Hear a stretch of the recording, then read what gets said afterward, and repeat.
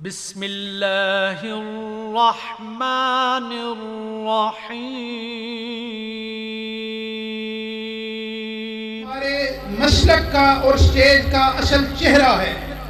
میں افسوس سے کہنا چاہتا ہوں کہ ہمارا اہل حدیث سٹیج جو ہے وہ یرغمال ہوتا ہوا نظر آ رہا ہے، وہ اناڑیوں کے ہاتھوں میں جاتا ہوا نظر آ رہا ہے، اور میری یہ کوشش ہے کہ اس کانفرنس کے خانپور کانفرنس کے سٹیج کو ہم اناڑیوں سے، ہم فنکاریوں سے اور ہم جملہ بازیوں سے اس سے محفوظ رکھ کر جو صحیح اسٹیج کے وارثین ہیں، اسٹیج کے حقداران ہیں، ان کو یہاں پر دعوت دیں تو انشاءاللہ جو شخصیت آپ کے سامنے گفتگو کرنے والی ہے وہ یقیناً مسلک اہل حدیث کہ ماتھے پر جو ہے وہ ایک بہت خوبصورت ہیرا ہے۔ آپ سنیں گے انشاءاللہ تعالی آپ کو یقیناً مسلک کی حقانیت اور صداقت پر مزید آپ کا یقین پختہ ہوگا۔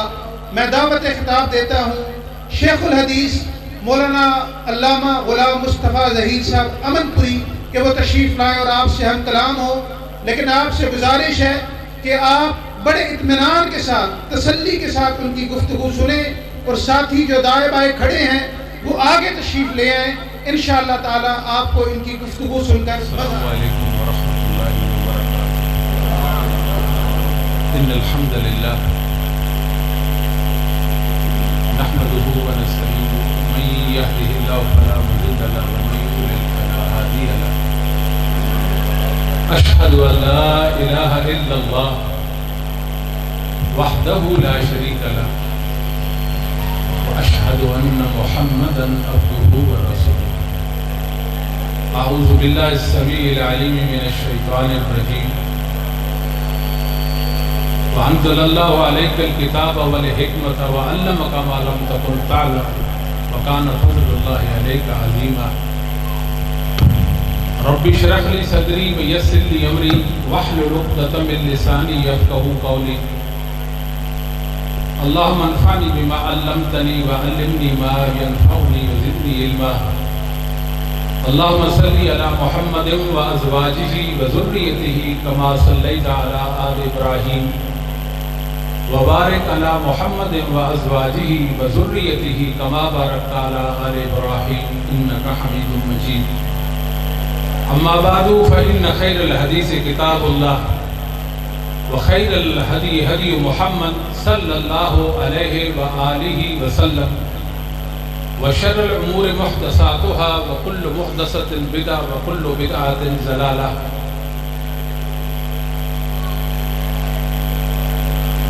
سب سے پہلے میں اپنے رب سے یہ دعا کرتا ہوں کہ علامہ عبد الوکیل صدیقی رحمہ اللہ رحمتاً واسعہ جہاں لیٹے ہیں، اللہ رب العالمین وہاں اپنی رحمت کی برکھا برسائے۔ اللہ محترم قاری صاحب کو جنت کی راحت نصیب فرمائے۔ میں عرصہ 10-12 سال پہلے یہاں آیا تھا۔ قاری صاحب کا خلوص، بزرگوں کے چہروں پر ان کی محبت دیکھتا ہوں، حیران ہو جاتا ہوں۔ اللہ تعالیٰ اس گلشن کو تا قیامت کی صبح تک آباد رکھے، اور جو جامع کے منتظمین اور جامع کے معاونین ہیں، اللہ رب العالمین ان کی ہر کوشش کو قدر کی نظر سے دیکھے۔ میرے بھائیوں، ہم اہل حدیث ہیں۔ کم لوگوں کو پتہ ہے کہ اہل حدیث کون لوگ ہیں، ان کا منہج کیا ہے، ان کے دلائل کیا ہیں۔ اہل الحدیث محدثین عظام کی عظمتوں کے پاسبان اور ان کے علم کے امین ہیں۔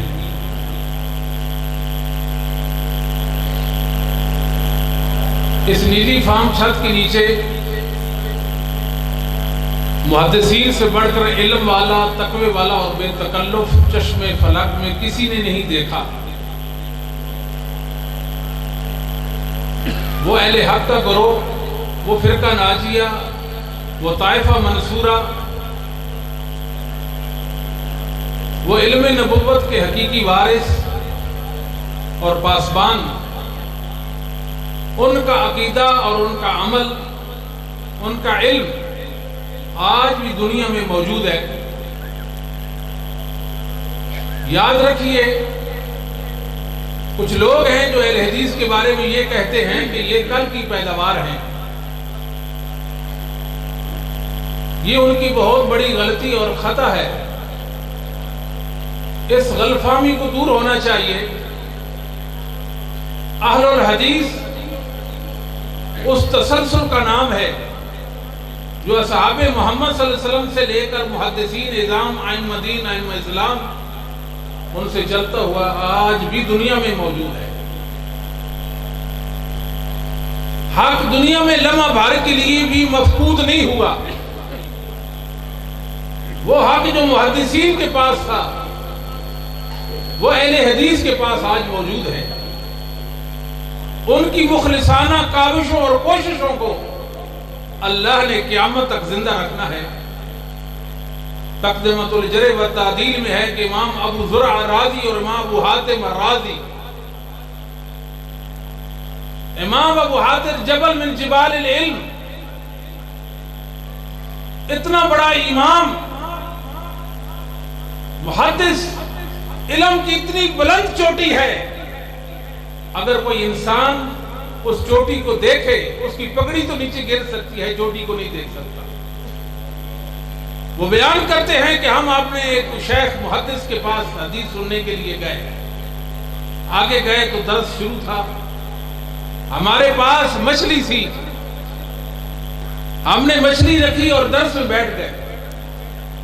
شیخ نے حدیث کا درس دیا، نماز کا وقت ہوا، پھر درس ہوا، وقت گزر گیا، ہم واپس آئے، بھوکے تھے، بھوک سے نڈھال تھے، مچھلی گل سڑ چکی تھی، ہم نے محمد رسول اللہ کی حدیث کی خاطر وہ گلی سڑی مچھلی کھائی، وہ بدبودار مچھلی ہم نے کھائی۔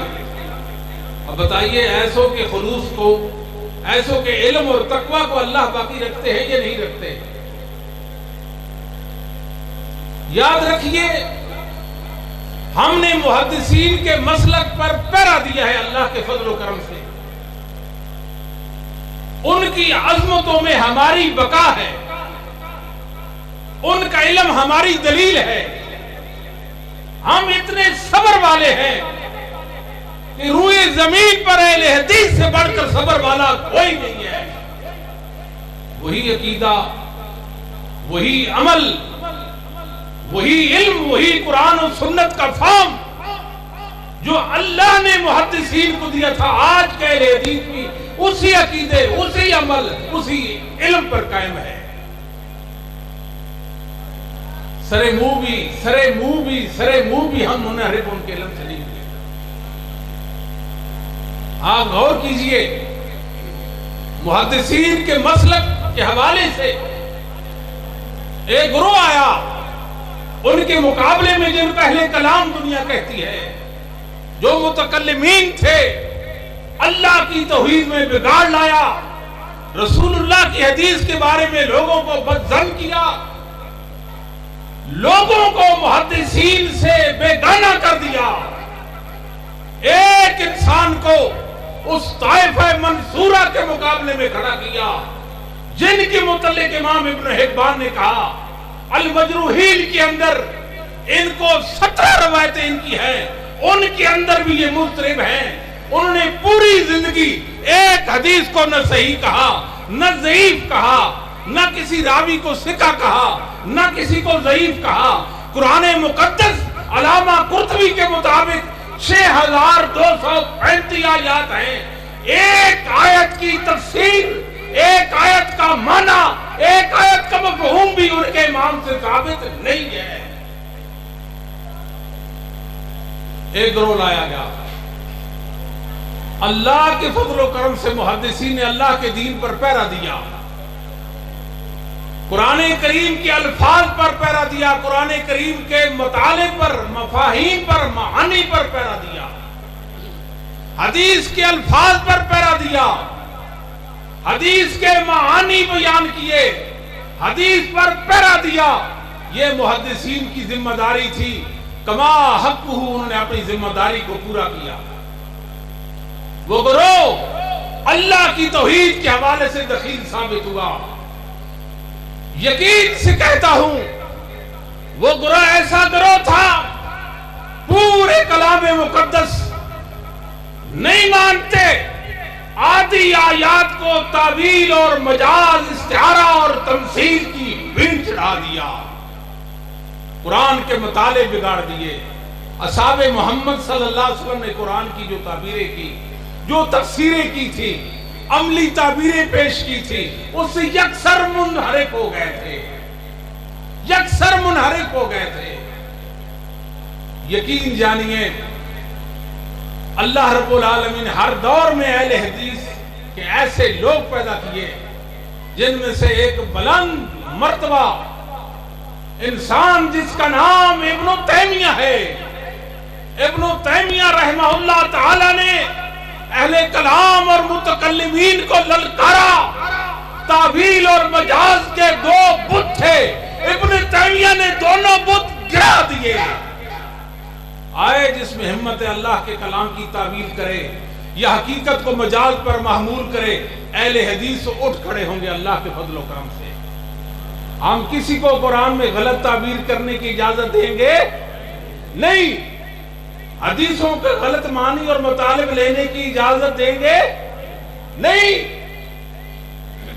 اللہ کی توحید کے حوالے سے توحید ربوبیت، اتخذوا احبارهم ورهبانهم اربابا من دون اللہ، مشرک بن گئے توحید ربوبیت میں،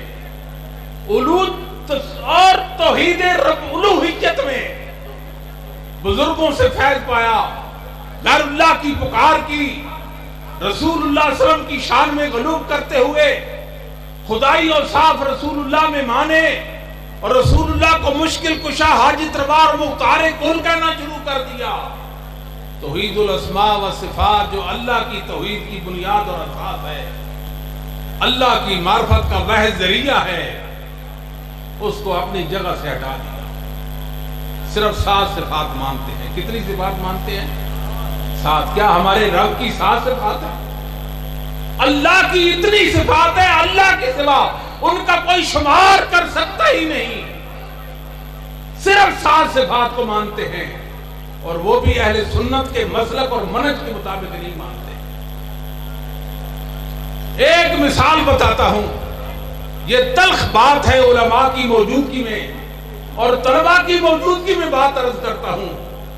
دنیا میں سارے لوگ کہتے ہیں ہم قرآن کو مانتے ہیں، ہم حدیث کو مانتے ہیں، ہم قرآن کو مانتے ہیں، قرآن، حتیٰ کہ منکرین حدیث بھی کہتے ہیں ہم قرآن کو مانتے ہیں۔ یاد رکھیے اہل سنت والجماع، اہل الحدیث، محدثین قرآن کی جو تعریف کرتے ہیں، قرآن کا جو معنی اور مطلب بیان کرتے ہیں کہ قرآن کیا ہے، اللہ کا کلام ہے، اللہ نے حروف و معانی کے ساتھ اس کو تکلم کیا ہے، اللہ نے صوت و حروف کے ساتھ اس کو تکلم کیا ہے، اللہ سے جبریل نے سنا، جبریل سے محمد الرسول اللہ نے سنا، محمد الرسول اللہ سے صحابہ محمد نے سنا، اصحاب محمد سے محدثین اعظام نے سنا۔ لو آپ جائیں کسی سے پوچھیں کہ قرآن کیا ہے، یہ محدثین نے قرآن کی جو تعریف کی ہے، سوائے اہل حدیث کے اس زمین کے سینے پر اللہ کی کتاب کو اس معنی میں کوئی نہیں مانتا۔ پوری ذمہ داری کے ساتھ کہتا ہوں، آپ ٹس سے مس نہیں ہوئے، آپ حیران نہیں ہوئے، کیا وجہ ہے اس بات کی کہ قرآن مقدس کے حوالے سے وہ کہتے ہیں کہ یہ الفاظ جبرائیل کے ہیں، اللہ نے جبرائیل کی طرف قرآن کو القاء کیا تھا، وغیرہ وغیرہ باتیں کی ہیں۔ اللہ کی کتاب میں یہ لوگ گمراہ ہو گئے، بھٹک گئے۔ اہل حدیث نے کلام الہی پر پہرا دیا۔ اللہ کے فضل و کرم سے بڑے بڑے لوگ آئے، قرآن کو تمثیل کے طور پر، استعارہ کے طور پر، قرآن کی حقیقت کو مجاز کے طور پر پیش کرنے لگے۔ اہل حدیث نے اللہ کے فضل و کرم سے قرآنی علوم کی خدمت کی ہے۔ اسی طرح اہل حدیث نے اللہ کے فضل و کرم سے محمد الرسول اللہ کی حدیث پر پہرا دیا ہے۔ آج اہل حدیث یہ کہتے ہیں حدیث اللہ کی وحی ہے جو اللہ نے محمد الرسول اللہ پر اتاری تھی. قرآن کی تعبیر و تفسیر، قرآن کا بیان و تبیان، قرآن کا بیان محمد الرسول اللہ کی حدیث ہے. میں تو کہا کرتا ہوں 3 علم ہے، رجال کا علم ہے، علل حدیث کا علم ہے، اصول حدیث کا علم ہے. یہ 3 علم اللہ نے حدیث کی حفاظت کے لیے چھوڑے ہیں اور یہ عروج پر علم پہنچے ہیں. ہر دور کے علماء نے ان علوم کی خدمت کی ہے. ہم کہتے ہیں نالیکو، تم یہ 3 علوم میں سے مسلمانوں سے، اہل حدیث سے ایک علم بھی چھین نہیں سکے. چلے ہو تم رسول اللہ کی حدیث کو گرانے، تم نہیں گرا سکتے. قیامت کی صبح تک رسول اللہ سے لے کر محدثین تک، محدثین سے لے کر آج تک، آج سے لے کر قیامت تک یہ ایڑی چوٹی کا زور لگائیں، اہل حدیث سے رسول اللہ کی ایک حدیث بھی چھین نہیں سکتے. نعرہ تکبیر، مسلک حق اہل حدیث، نعرہ تکبیر، مسلک حق اہل حدیث غلام مصطفیٰ ظہیر صاحب. میرے بھائیوں، 3 علوم اللہ نے حدیث کی حفاظت کی ہے اور اہل حدیث نے اپنے عمل کے ساتھ محمد الرسول اللہ کی اداؤں کی پاسبانی کی ہے. اپنے عمل کے ساتھ میں آپ کو ایک واقعہ چھوٹا سا عرض کرتا ہوں کہ ایک چھوٹا سا بچہ جس کا نام عبد الوہاب، 4 مہینے کا بچہ، اپنے ماموں کی گود میں تھا. اس کے ناخن بڑے ہوئے تھے. میں نے کہا اس کے ناخن نہیں کاٹے. اس کا ماموں کہتا ہے، اس کی ماما کہتی ہے کہ عشرہ ذوالحجہ کے بعد اس کے ناخن کاٹیں گے. وہ صحیح مسلم کی حدیث. جو قربانی کا ارادہ رکھتا ہے اسے چاہیے کہ اپنے بال اور ناخن 10 دن نہ کاٹے. اس بچے کے ناخن قربانی کے بعد کاٹیں گے. مجھے بہت حیرانی ہوئی اس بات پر. میں گھر گیا، قربانی کے حوالے سے میں ایک تحریر کر رہا تھا. میں نے مستدرک علی صحیح ہے امام ابو عبداللہ الحاکم کی اٹھائی. اللہ اکبر! امام حاکم کی مستدرک میں عبداللہ بن عمر مجھ کو نظر آئے. ایک عورت اپنے بچے کی عشرہ ذوالحجہ میں ناخن کاٹ رہی تھی. فرمانے لگے عشرہ ذوالحجہ کے بعد کاٹ دی. آج کا اہل حدیث 1442 ہجری کی بات ہے. عبداللہ بن عمر کا قول دیکھ لیں، اہل حدیث کا عمل دیکھ لیں. پھر کیوں نہیں کہتے کہ اللہ کے دین کے صحیح معنوں میں پاسبان، رسول اللہ کی اداؤں کو اپنے سینے سے لگانے والے، اپنے ماتھے کا جھومر بنانے والے، حرز جاں بنانے والے اہل حدیث ہیں. ہر دور میں لوگوں نے اہل حدیث کو ملامت کیا ہے. لوگوں نے ہماری داڑھیوں پر انگلیاں اٹھائی ہیں. لوگوں نے ہماری شلواروں کے متعلق بات کی ہے. لوگوں نے ہماری اذان پر طعنہ کیا ہے. لوگوں نے ہماری نماز کا مذاق اڑایا ہے. ہم نے محمد الرسول اللہ کی عظمت کا جھنڈا لہرایا ہے. ہر دور میں لہرایا ہے. دور میں کبھی ہم نے رسول اللہ کے جھنڈے کو سرنگون نہیں ہونے دیا. اور انشاءاللہ قیامت تک اللہ کے سچے دین پر قائم رہنے والے اور مسلک محدثین پر ڈٹ جانے والے، محدثین کے عقیدہ اور عمل کے امین اہل الحدیث ہیں. اللہ کے فضل و کرم سے اللہ رب العالمین نے اہل حدیث کی صداقت اور ان کے مسلک کی سچائی پر زمینی حقائق چھوڑے ہیں. بات تفصیل میں نہ چلی جائے، عوامی انداز میں بات کرتے ہیں. چھوٹا سا بچہ ہو، 3 سال کا بچہ بات نہیں کر سکتا. آپ اس سے پوچھیں کہ اللہ کہاں ہے، اللہ کہاں ہے. وہ مسلمان کا بچہ نہ ہو، وہ کسی کالے کافر کا بچہ ہو، وہ کسی بستی اور شہر میں نہ رہتا ہو، وہ کسی جنگل اور صحرا کا باسی ہو. اس سے پوچھیں کہ اللہ کہاں ہے. وہ کہے گا اللہ اوپر ہے. بول نہیں سکے گا، انگلی کے اشارے سے کہے گا کہ اللہ اوپر ہے. لوگ کب سمجھیں گے؟ قرآن کو اٹھائیں، حدیث کو اٹھائیں، امت کا اجماع دیکھیں، فطرت کے دلائل دیکھیں. یہی پتہ چلتا ہے کہ اللہ رحمان اپنے عرش پر بلند ہے. اللہ رحمان کو اس حوالے سے عرش پر مانا یہ اہل حدیث کا عقیدہ ہے. اہل حدیث کے علاوہ رب العالمین کو عرش پر کوئی بھی نہیں مانتا. سارے کہتے ہیں اللہ ہر جگہ موجود ہے، اللہ ہر چیز میں موجود ہے، اللہ دلوں میں موجود ہے. ہر چیز اللہ ہے، ہر چیز میں اللہ کا مشاہدہ ہم کرتے ہیں. یہ لوگ اللہ کی توحید کے باغی ہیں. اور ہیں اہل الحدیث. آج لوگ ہمیں قرآن اور حدیث کے دلائل پیش کرتے ہیں کہ اللہ ہر جگہ موجود ہے.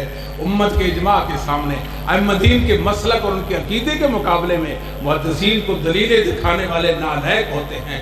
یارو یاد رکھنا، کبھی محدثین کو دلیل نہ دکھانا، کبھی ائمہ اسلام کو دلیل نہ دکھانا، کبھی علماء حق کو دلیل نہ دکھانا. وہ اللہ کی کتاب کو ہم سب سے بڑھ کر سمجھنے والے، رسول اللہ کی حدیث سب سے بڑھ کر سمجھنے والے تھے. انہوں نے قرآن و سنت کی روشنی میں یہ جو قرآن و سنت کی تعبیریں پیش کی ہیں یہ حق ہیں. مسلک محدثین پر آئیے، عقیدہ اہل سنت پر ڈٹ جائیے، اللہ کی معرفت حاصل کریں. جس اللہ کی طرف تبلیغ کرتے ہو، لوگوں کو بلاتے ہو، اللہ کہاں ہے؟ اللہ دلوں میں ہے. اللہ کہاں ہے؟ جس اللہ کو سجدہ کرتے ہو وہ زمین پر ہے. جس اللہ کو رکوع کرتے ہو وہ زمین پر ہے، وہ ہر چیز میں موجود ہے. جس اللہ کے متعلق یہ کہتے ہو کہ ہم اسے امیدیں وابستہ رکھے ہوئے ہیں، وہ اللہ ہر جگہ ہے. یہ کس کا عقیدہ ہے؟ بتاؤ تو صحیح نا، یہ کس کا عقیدہ ہے؟ مجھے یاد آئے ہیں ابن ابی العز حنفی رحمہ اللہ تعالی شرح عقیدہ طحاویہ کے اندر لکھا ہے اللہ رحمان اپنے عرش پر ہے. 1000 دلیلوں سے ثابت ہے کہ اللہ اپنے عرش پر ہے. 1000 دلیل قرآن و حدیث کی، 1000 دلیل. دنیا میں کوئی مسئلہ ایسا نہیں ہے جس میں اتنے وافر مقدار میں دلائل ہوں. یہ اللہ رب العالمین کی الوہیت کے متعلق، اللہ رب العالمین کے عرش پر ہونے کے متعلق یہ لوگ اللہ کی صفات میں تعویلیں کرتے ہیں. اللہ کی 7 تعویلیں بتائیے، 7 صفات مانتے ہیں. بتائیے کیا ہمارے اللہ کی صرف 7 صفتیں تھیں؟ کہاں یہ لوگ بکھر گئے؟ پھر ہمارا صبر دیکھیں. اللہ کے فضل و کرم سے میں آپ کو ایک بات بتاتا ہوں. مسلک محدثین کے حوالے سے بعض ایسے مسائل ہیں جو محدثین نے جن پر اجماع کر دیا. ایک اجماع بھی دنیا میں ایسا نہیں ہے، ایک اجماع بھی دنیا میں ایسا نہیں ہے. ابھی ہم زندہ ہیں، ہمارے وجود میں خون چلتا ہے. آئے ہمیں بتائے یہ اجماع ہے ائمہ محدثین کا، آپ اس کے مخالف ہیں، ہم اس کا مذہب قبول کر لیں گے. اللہ کے فضل و کرم سے ایک اجماع بھی امت میں ایسا نہیں ہے جو محدثین کا، اصحاب محمد کا اجماع ہو اور اہل حدیث اس کو اللہ کا دین نہ مانتے ہو، اس مطابق اپنا عقیدہ نہ بناتے ہو. ایک تو اجماعی مسئلہ ہوتا ہے، ایک اختلافی مسئلہ ہوتا ہے. ایک امام کی رائے ہوتی ہے، دوسرے کی رائے ہوتی ہے. ایک مسئلہ میں ائمہ کی 2 رائے پائی جاتی ہیں. کتنی رائے پائی جاتی ہیں؟ 2 رائے پائی جاتی ہیں. اہل حدیث کا صبر دیکھیں. مسلک محدثین پر ہم نے کبھی تیسری رائے دنیا میں ایجاد کرنے کا سوچا بھی نہیں ہے. ہم مسلک محدثین پر کاربند ہیں اللہ کے فضل و کرم سے. ایک مسئلہ میں 3 آراء ہیں، ہم چوتھی رائے قائم کرنے کے مجاز نہیں اپنے آپ کو سمجھتے. ایک مسئلہ میں 5 آراء ہیں تو ہم 6ٹھی رائے قائم کرنے کے مجاز نہیں ہے. ان 2 آراء میں، ان 3 آراء میں 2 میں سے 1، 3 میں سے 1، 4 میں سے 1، 5 میں سے 1، 6 میں سے 1 دلائل کی روشنی میں اللہ کے وحی کے ساتھ اس کو ترجیح دیتے ہیں. یہ ہمارا مسلک ہے. کسی کو کوئی حق نہیں محدثین کے مسلک کے مقابلے میں بات کرے. آج لوگ رفع الیدین کی بات کرتے ہیں، رفع الیدین کی روایتیں دکھاتے ہیں. بولو یہ روایتیں کس کی ہیں؟ یہ محدثین کی حدیثیں ہیں. محدثین اپنی روایتوں کو جانتے تھے یہ صحیح ہے یہ ضعیف ہے، ان کا مطلب کیا ہے، ان کا معنی کیا ہے. آج دنیا بتاتی ہے محدثین کو رفع الیدین نہیں ہے، محدثین کہتے ہیں رفع الیدین ہے. اب بتاؤ کس کی بات مانیں گے؟ ائمہ محدثین کی بات مانیں گے، اصحاب محمد صلی اللہ علیہ وسلم کا عمل دیکھیں گے، یا ان لوگوں کی بات دیکھیں گے جو محدثین کے مقابلے میں دلیل لاتے ہیں؟ ایک محدث بھی ایسا نہیں دنیا کے اندر. ایک امام اہل سنت، ایک محدث بھی ایسا نہیں ہے جو دنیا میں لوگوں کو رفع الیدین سے روک رہا ہو. ایک کا نام بتا، ایک کا نام بتا دو. سند نہیں، جھوٹی بات کرو، سچ نہ بولو. ایک امام کا نام بتاؤ جو کہتا ہو رفع الیدین نہ کرو. ایک امام بتاؤ. یہ حدیثیں کس کی ہیں؟ بولتے نہیں ہیں. یہ حدیثیں کس کی ہیں؟ یہ محدثین کی ہیں. محدثین کی سندوں کے ساتھ ہم تک پہنچتی ہیں. محدثین نے اپنی کتابوں میں ان کو مدفن کر دیا ہے. محدثین کو دلیل دکھانے کی ضرورت نہیں ہے. وہ حدیث پیش کرتے ہیں کہ رسول اللہ صلی اللہ جابر بن سمرہ والی صحیح مسلم کے اندر کہ ایک ایسے آپ نے صحابہ کو اپنے ہاتھ کرتے دیکھا اور کہا اسکنوا فی الصلاۃ، نماز میں سکون اختیار کرو. اسے دلیل پکڑتے ہیں کہ رفع الیدین نہیں ہے. کیسی بات کرتے ہو؟ محدثین اپنی روایتوں کو جاننے والے تھے، ان کو سمجھنے والے تھے. ایک محدثی دنیا میں ایسا نہیں ہے جو یہ کہتا ہو کہ یہ حدیث عدم رفع الیدین کے لیے ہے. دنیا میں ایک امام نہیں ملتا جو لوگوں کو کہتا ہو کہ جاری نمازوں میں آمین آہستہ کہو. نام تو بتا دو ہمیں. روایت محدثین کی ہیں، مسلک محدثین اللہ کے فضل و کرم سے اہل حدیث کے پاس ہے. ایک امام بتائیں جو لوگوں کو روکتا ہو کہ تم نے فاتحہ خلف الامام کے پیچھے سورہ فاتحہ نہیں پڑھنی، پڑھو گے تو ایسے اور ایسے ہو جائے گا. اجتہاداً تو کسی کا قول ہو سکتا ہے کہ امام کے پیچھے سورہ فاتحہ نہ پڑھے، یہ بات تو کہہ سکتا ہے، مگر یہ انداز محدثین کا نہیں ہے. ہم نے مسلک محدثین پر پیرا دیا ہے. ہم نے محمد رسول اللہ کی عظمت، صحابہ کی عظمتوں پر پیرا دیا ہے. اللہ کے فضل و کرم سے صحابہ کی عظمت میں ہماری بقا ہے، صحابہ کی عزت میں، صحابہ کے علم میں ہمارا دین ہے. اللہ کے فضل و کرم سے ہم محمد رسول اللہ صلی اللہ علیہ وسلم کے صحابہ کے قدردان ہیں.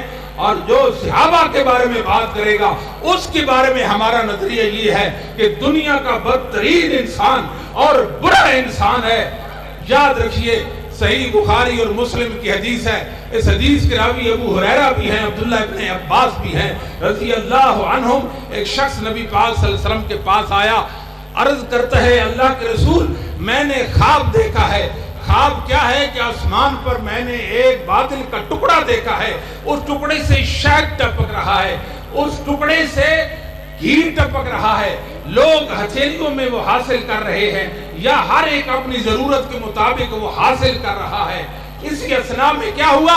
زمین سے آسمان تک رسی اٹھتی ہے. میں نے کیا دیکھا؟ آپ نے رسی کو پکڑا، آسمان کی بلندیوں پر چلے گئے. پھر ایک دوسرا شخص آیا، اس نے رسی پکڑی، آسمان کی بلندیوں پر چڑھ گیا. ایک تیسرا شخص آیا، اس نے رسی پکڑی، آسمان کی بلندیوں پر چڑھ گیا. پھر تیسرا شخص آیا، اس نے رسی پکڑی، رسی ٹوٹ گئی، پھر سے رسی جڑی، آسمان کی بلندیوں پر چڑھ گیا. وہ میرا ابو بکر تھا، وہ میرا عمر تھا، وہ میرا عثمان تھا. آسمان کی بلندیوں پر جہاں محمد رسول اللہ پہنچے ہیں وہاں اصحاب ثلاثہ پہنچتے ہیں. آج یہ ابو بکر کے ایمان کا انکار کرتا ہے، میں اس کے ایمان کا انکار کیوں نہ کروں؟ جس کے ایمان میں ابو بکر کا ایمان نہیں ہے میں اس کو مومن مسلمان نہیں سمجھ سکتا. ہم نے محمد رسول اللہ صلی اللہ علیہ وسلم کی صحابت کی عظمت پر پیرا دیا ہے.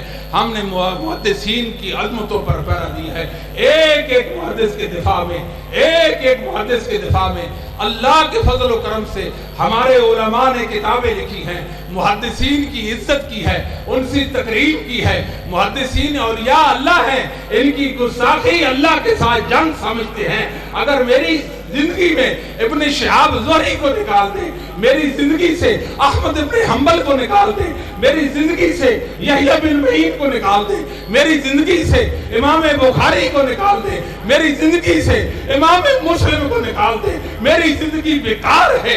اللہ کی قسم بیکار ہے. مجھے جینے کا کوئی حق حاصل نہیں. جس کے ایمان میں احمد بن حنبل سے محبت نہیں، جس کے ایمان میں امام مالک سے محبت نہیں، میں اس کو ایمان والا کیسے سمجھ لوں؟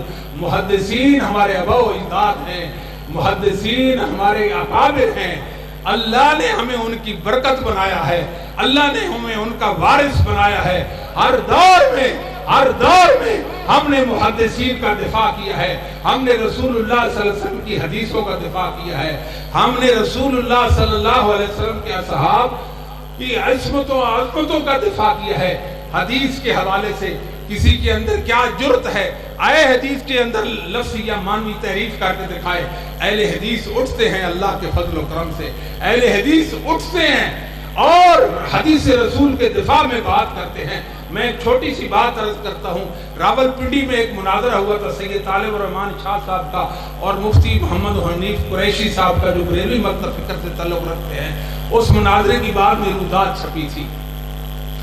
اس مناظرے کی روداد میں مفتی حنیف قریشی صاحب نے لکھا تھا ہم جو قبے بناتے ہیں قبروں پر قبے بناتے ہیں.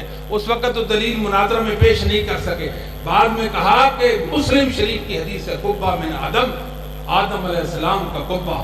جن کے علم کا یہ عالم ہو میرے بھائیوں وہ حق والے کیسے ہو سکتے ہیں؟ وہ رسول پاک ادب کیسے کر سکتے ہیں؟ وہ صحابہ محمد صلی اللہ علیہ وسلم کے قدردان کیسے ہو سکتے ہیں؟ وہ مسلک محدثین کے پیرو کیسے ہو سکتے ہیں؟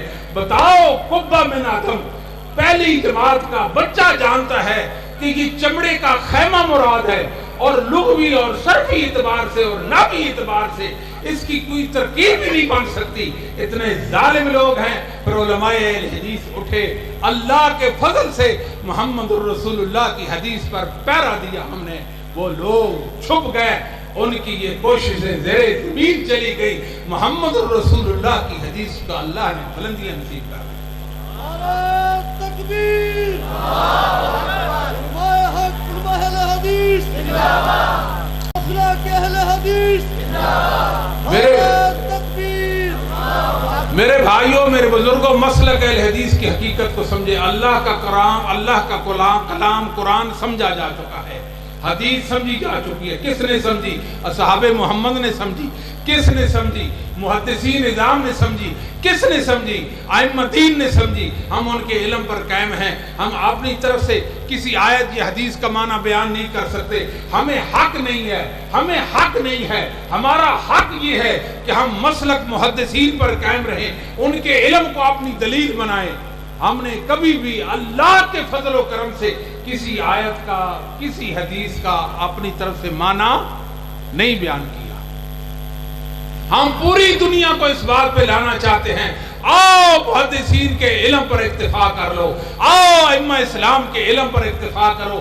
آگے بڑھنے کی کوشش نہ کرو. جو آگے بڑھا وہ مرزا قادیانی بنا. مرزا قادیانی اپنی جھوٹی نبوت کے ثبوت پر قرآن کی 30 آیات پیش کرتا تھا. وفات عیسیٰ پر 23 آیات پیش کرتا تھا. بتاؤ کیا مرزا نبی بن گیا قرآن کی آیات پیش کرنے سے؟ عیسیٰ علیہ السلام فوت ہو گئے 23 آیات کے ثابت کرنے سے. سارے مومن مسلمان کہتے ہیں عیسیٰ علیہ السلام آسمانوں پر زندہ ہیں, قیامت کے قریب زمین پر اتریں گے. یہ قرآن و حدیث کا خلاصہ ہے. یہ محدثین کا مسلک ہے. انہوں نے اللہ کی کتاب سے محمد الرسول اللہ کی حدیث سے یہی بات سمجھی ہے. مسلمانوں بات سمجھنے کی کوشش کریں. محدثین سے جو تجاوز ہوتا ہے, محدثین کے علم سے انحراف انسان کو الہاد کی طرف لے جاتا ہے. دنیا میں الہاد کی پہلی اینٹ اسی دن رکھی گئی تھی جس دن لوگوں نے محدثین کے علم پر بھروسہ نہیں کیا تھا. آج دیکھ لیں قرآن کریم اور حدیث کے حوالے سے جو لوگ بات کرتے ہیں محدثین کے مسلک کے خلاف, ان کے اندر الہاد کتنا ہے, ان کے اندر گمراہی اور ضلالت کتنی ہے. آپ جانتے ہیں سر سید احمد خان کو. سر سید احمد خان نے تفسیر القرآن کے نام سے تفسیر لکھی ہے. اس نے کہا آدم نام کی کوئی چیز نہیں, آدم کسی شخصیت کا نام نہیں, نو انسانی کا نام ہے. ابلیس شیطان یہ بہیمانی قوا کا نام ہے, فرشتے نہیں ہیں, یہ ملکوتی قوا کا نام ہے. ان تمام قوا سے انسان بنا ہے. یہ وہ لوگ ہیں ملحدین جو اللہ کے دین کے دشمن, یہ اللہ کے دین کے دشمن, یہ جنت کو بھی نہیں مانتے, یہ جہنم کو بھی نہیں مانتے, یہ جنت کی حوروں کو بھی نہیں مانتے, یہ پل صراط کو بھی نہیں مانتے, یہ ہمارے نبی کے حوض کو بھی نہیں مانتے, محمد الرسول اللہ کی شفاعت کو بھی نہیں مانتے. بتائیں یہ لوگ بکھرے کیسے ہیں؟ قرآن سے یہ دلیل پیش کرتے ہیں, حدیث سے دلائل پیش کرتے ہیں. گمراہ کیوں ہو گئے یہ؟ پھر بیکی باتیں کیوں کرتے ہیں؟ الہاد ان سے صادر کیوں ہوتا ہے؟ وجہ یہ ہے کہ انہوں نے اپنے آپ کو مسلک محدثین سے بے نیاز کر لیا تھا. جس نے اپنے آپ کو مسلک محدثین سے بے نیاز کر لیا وہ منحرف ہو سکتا ہے, وہ بے دین ہو جائے گا, وہ رائے حق سے بھٹک گیا ہے. اللہ نے ایک نشانی چھوڑی ہے جس کا نام محدثین ہے, جس کا نام مسلک محدثین ہے, جس کا نام مسلک اہل حدیث ہے. آئے میں نے بہت سارے مسالے کا مطالعہ کیا ہے. میں نے بہت سارے کتابوں کا مطالعہ کیا ہے، میں نے نہیں دیکھا کسی نے کہا کہ اہل حدیث کے عقیدے میں شرک ہے، کون ہے ہمارے سامنے آئے؟ میں نے نہیں دیکھا جو یہ کہتا ہو اہل حدیث کے عمل میں بدعت ہے، میں نے نہیں دیکھا، کون آئے ہمیں بتائے۔ اللہ کے فضل و کرم سے ہمارے عقیدے میں شرک کیسے آ سکتا ہے، ہمارے عمل میں بدعت کیسے آ سکتی ہے؟ ہم تو مسلک محدثین کے وارث ہیں، اس سے سرے منہ بھی منحرف نہیں ہوتے، بتاؤ شرک کہاں سے آئے گا؟ یاد رکھیے شرک امت کے اندر کب آتا ہے؟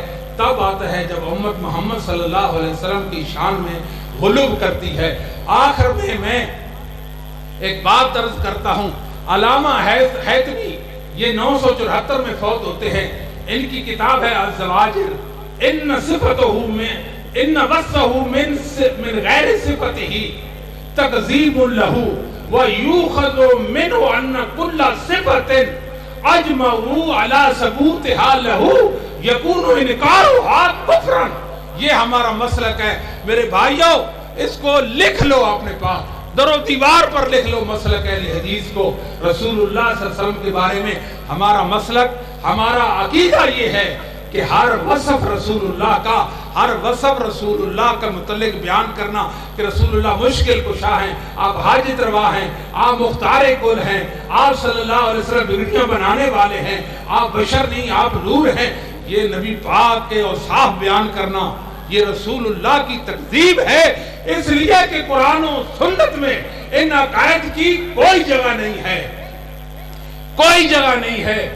آپ محدثین کی سیرت کو پڑھیں، ائمہ دین کی سیرت کو پڑھیں، علماء حق کے عقیدے کی آپ بات کریں، یقین جانے اس دنیا میں ایک بھی سچا امام ایسا نہیں ہے جو یہ کہتا ہو النبی یعلم الغیب، محمد صلی اللہ علیہ وسلم غیب جانتے تھے، ایک انسان نظر نہیں آئے گا۔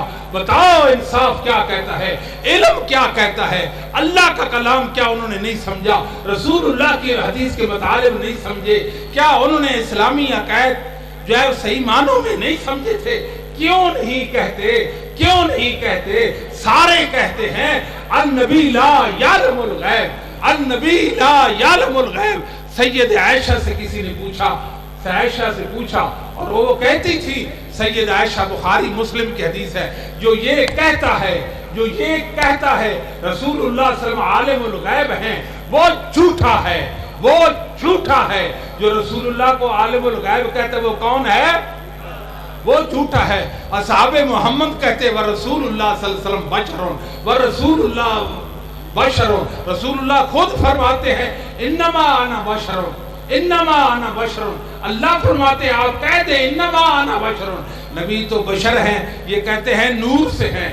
اگر یہ تعویل نہ کریں، تعویل ان کا دفاع کرتی ہے، ان کا بچاؤ کرتی ہے، یہ صریح کفر ہے۔ اللہ کی قسم محمد صلی اللہ علیہ وسلم کو نور کہنا یہ بہت بڑی حقیقت اور اسلامی عقیدے کا انکار ہے۔ کہنے کا مقصد یہ ہے اللہ کے فضل و کرم سے ہم نے کوئی عقیدہ اپنی طرف سے وضع نہیں کیا، کوئی عمل ہم نے اپنی طرف سے نہیں گڑھا، ہم اللہ کے فضل و کرم سے محدثین کے مسلک اور عقیدے پر قائم و دائم ہیں۔ ہم محمد الرسول اللہ صلی اللہ علیہ وسلم کے صحابہ کے عقیدے پر قائم ہیں۔ میں آپ کو بتاؤں رسول اللہ صلی اللہ علیہ وسلم کے صحابہ کے قدردان بن جائیں۔ اگر کوئی شخص رسول اللہ صلی اللہ علیہ وسلم کے صحابہ میں سے کسی ایک صحابی کی شان میں تنقید کرتا ہے، آنکھیں بند کر کے کہے گمراہ اور برا شخص ہے، اس کے منہ پہ تھوک دے، آیت الکرسی پڑھ کر اس پر پھونک دے، وہ شیطان لعین ہے جو انسانی شکل میں متشکل ہو کر جناب معاویہ پر بکتا ہے، جناب ابو بکر پر بکتا ہے، اصحاب محمد کے ایمان اور دین کا انکار کرتا ہے، رسول اللہ صلی اللہ علیہ وسلم کی محنت کو رائگاں کرتا ہے، رسول اللہ صلی اللہ علیہ وسلم کے صحابہ کو برا کہہ کر رسول اللہ کو برا کہتا ہے اور رسول اللہ کو گالیاں دینا چاہتا ہے، نہیں دے سکتا۔ اصحاب محمد کو گالیاں دے کر اپنے دل کی بھڑاس مٹاتا ہے۔ وہ کالے دل والا، کالے منہ والا، وہ برا شخص ہے، وہ برا ہے۔ ہمارے ائمہ نے صدیوں پہلے ہمیں بتایا تھا، جو معاویہ کو خال المومنین نہیں کہتا وہ برا شخص ہے، جو معاویہ کو یہ اور وہ نہیں سمجھتا وہ برا شخص ہے۔ یاد رکھیں یہ ساری بدقسمتی اور خرابی کہاں سے آئی ہے؟ یہ خانقائی نظام سے آئی ہے، خانقائی نظام سے۔ یہاں راسی بیٹھے ہیں، یہاں شیعہ بیٹھے ہیں، اصحاب محمد کے دشمن بیٹھے ہیں، قرآن و سنت کے دشمن بیٹھے ہیں، اسلامی عقائد و اعمال کے دشمن بیٹھے ہیں، علم الہی کے دشمن بیٹھے ہیں، علم نبوت کے دشمن بیٹھے ہیں، یہ مشرک اور بدعتی بیٹھے ہیں، یہ ایمان اور دین اور عزت کے ڈاکو بیٹھے ہیں۔ آپ نے اللہ کے فضل و کرم سے ان پہ نظر رکھنی ہے۔ کوئی برا شخص رسول اللہ صلی اللہ علیہ وسلم کے کسی صحابی کے بارے میں بری بات کرتا ہے، آپ یقین کریں کہ وہ برا ہے۔ وآخر دعوانا الحمدللہ رب العالمین۔